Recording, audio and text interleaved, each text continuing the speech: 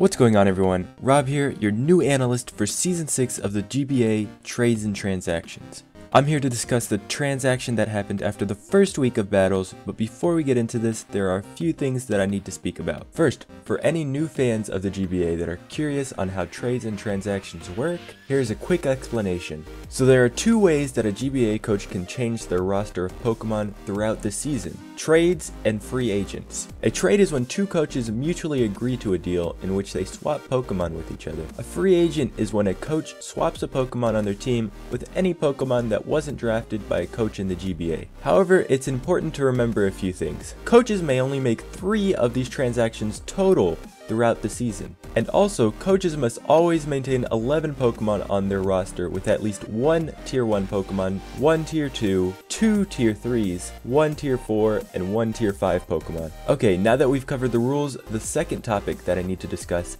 is that Gubbs, the coach of the Arizona Deoxys, has unfortunately had to drop out of Season 6 of the GBA. That being said, we do have a new coach to take his place this season, former champion of the PPL D2 Monotui and the Tampa Bay Luxrays. Speaking of Monotui, he is the first coach to make a transaction this season. He has dropped Gigalith and picked up the free agent Hitmonchan. As for why he's made this trade, well, the obvious reason being Monotui has a different playing style than Gubbs. This will involve the use of different Pokemon. Monotui is losing a big, slow, stealth-rocking wall and picking up a rapid-spinning physical attacker with decent natural bulk and average speed. This transaction does limit Mono to only 2 Pokemon that could potentially set up rocks, those being Garchomp and Bronzong. But I don't see this as too big of an issue, seeing as he does have another reliable hazard setter in a Selgor. Hitmonchan will add hazard removal to his team, when previously he only had the reliable yet exploitable defogger Mandibuzz. It was strange that the team had a hazard stacker in a Selgor, yet the only form of hazard removal was defog. Monotui did have a few comments to add with this transaction. He wants to be able to hazard stack along with rapid spinning, not only defogging.